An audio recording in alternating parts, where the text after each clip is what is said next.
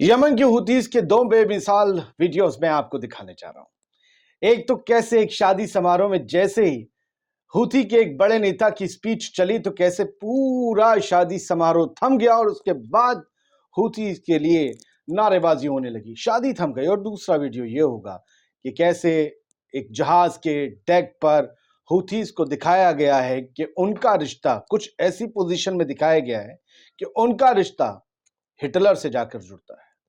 और निगेटिव मत होइए, पॉजिटिव खबर आएगी। मैं जो हूं यहां बैठा हूं आपको पॉजिटिव दूंगा। फिलहाल जो और चीजें हैं, क्या हैपनिंग्स हैं, क्या कुछ होने जा रहा है, हिजबुल्लाह क्या कर रहा है, इजराइल का क्या प्लानिंग है, और गजा के मैदान से एक वीडियो मैं आपको इस छोटी सी स्टोरी में दिखाने जा रहा हूं। आखिर तक देखिए। आदिल खान आजाद का आदाब कबूल कीजिए। दखन टैप को सब्सक्राइब जरूर कीजिए अगर ना किया।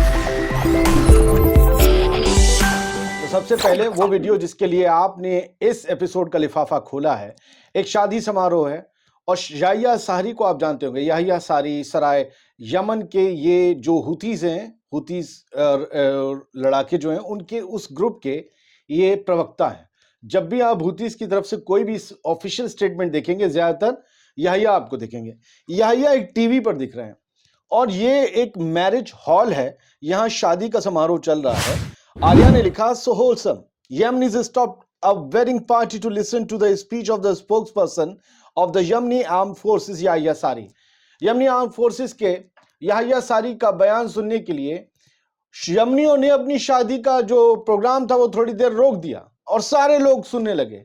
और सुनने के बाद क्या शोर मचा, आपको समझ में आ जाएगा कि पूरी महफिल की तवज्जो हुती के इस नेता की तरफ थी, क्योंकि इन्होंने सीधा अमेरिका को अपने इस बयान में चेतावनी दी थी। लोग जोर से भर गए। और दूसरी खबर, हिटलर हुती, हुती हिटलर, क्या कोई रिश्ता है? दरअसल लिक्रम है, लिकन, ये एक स्क्रिप्ट राइटर, अपने आप को कॉमेडियन बताते हैं, ज्यूज है, इजराइल की तरफ झुकाव है इनका। तो ये हुतीस को टेररिस्ट कहते हैं और ये कह रहे हैं कि इस जहाज पर खड़े हुए ये तमाम हुतीस नाजी सैल्यूट पेश कर रहे हैं। नाजीज कहलाते थे ना हिटलर के टाइम, हिटलर तो नाजी फोर्स थी उसकी, तो नाजी सैल्यूट था।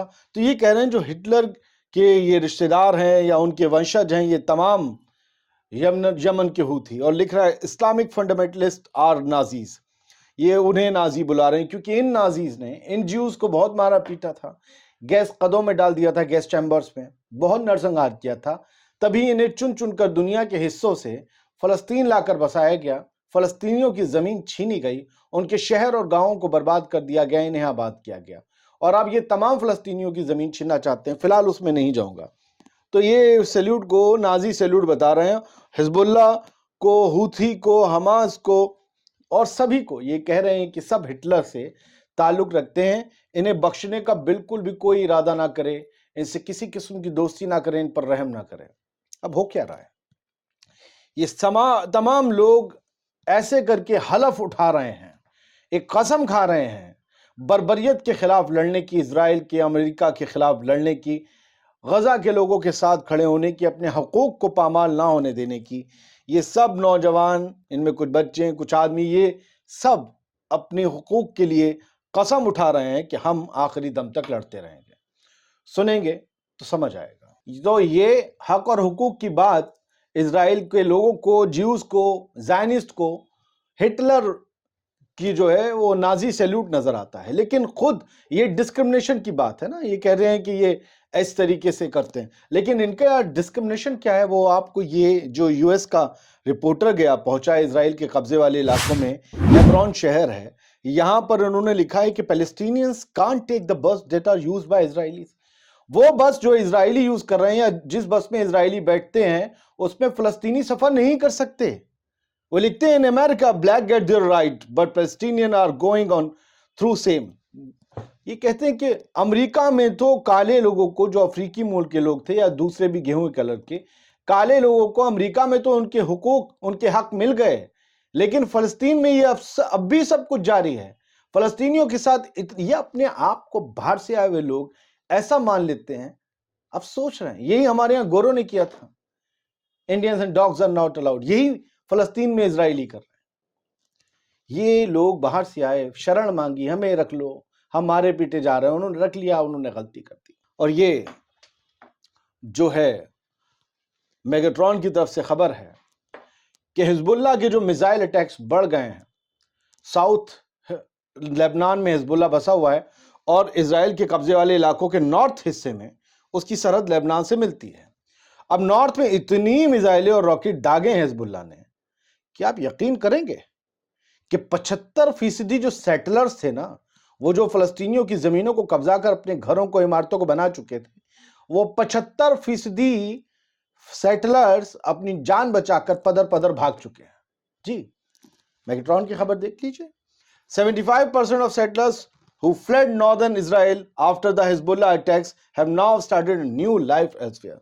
ये जो 75% भाग गए थे उस इलाके से, हर 100 में से 75 लोग जो भागे इजरायली, ये सेटलर्स, इन्होंने कहीं और अपनी जिंदगी शुरू कर दी, कहीं और जाकर बस गए और उम्मीद है वहां भी फलस्तीनियों की जमीन और खेत कब्जा रहे होंगे। अकॉर्डिंग इन्हें सेटलर्स इसीलिए तो कहा जाता है। According to the official data, about 80,000 settlers left the north. According to unofficial data, about 250,000, and their number is constantly increasing. Hezbollah जैसे जैसे अटैक कर रहा है उसके मुताबिक जो ऑफिशियली डाटा है वो ये कहता है कि 80,000 सेटलर्स भागे हैं। 80,000 सेटलर्स, ऑफिशियल डाटा ये कहता है। अनऑफिशियल डाटा ये कहता है कि 2,50,000 सेटलर्स अपनी जान बचाकर पदर पदर भागे हैं लेबनान से लगते बॉर्डर से और दूसरी जगहों पर जाकर अपनी जिंदगी उसर और बसर कर रहे हैं कि इतनी मिसाइलें हिजबुल्लाह ने दागी हैं। ये हिजबुल्लाह की ताकत है जो दिखाता है, एक तरफ उनका रॉकेट लॉन्चर है और बाकी जो है उनका झंडा दिखाया जा रहा है और लिखा जा रहा है कि अगर इजराइल ने अपने एग्रेशन को नहीं रोका तो फिर आप समझ लीजिए कि उसे गाल पर एक बहुत बड़ा थप्पड़ पड़ेगा और कभी ना भूलने वाला दर्द मिलेगा, क्योंकि हम कभी वापस जाने वाले नहीं हैं, हम यहीं उनसे लड़ेंगे। Deputy secretary general of Hezbollah Sheikh Naim Qassem का यह बयान इन तस्वीरों के साथ छापा गया था। फिलहाल इजराइल लगातार गजा में आक्रमण कर रहा है। खबर हम दोनों तरफ की दिखाते हैं, खबर एक तरफ की होती ही नहीं है। ये इजराइल का न्यूज चैनल है कहान न्यूज, इन्होंने वीडियो पेश करते हुए दिखाया, there is no space without a shaft, there is no school without weapons, documentation from the manoeuvre in Khan Younis. Khan Younis का इलाका है जहां इजरायली फोर्स का दावा है कि हर स्कूल में हथियार थे, हर जगह एक शाफ्ट है, हर जगह एक सुरंग है और यही पूरे गजा का हाल है। और इन्हीं शाफ्ट से निकलकर हमास के लड़ाके लगातार आईडीएफ के फौजियों को हलाक कर रहे हैं।